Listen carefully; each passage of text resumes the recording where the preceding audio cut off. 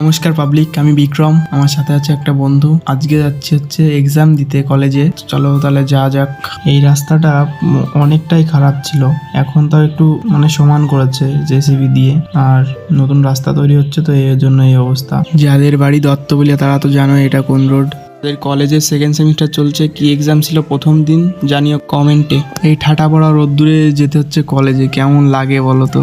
যাই হোক, কলেজের কাছাকাছি চলে এসেছি, আর এই যে চলেও এসেছি।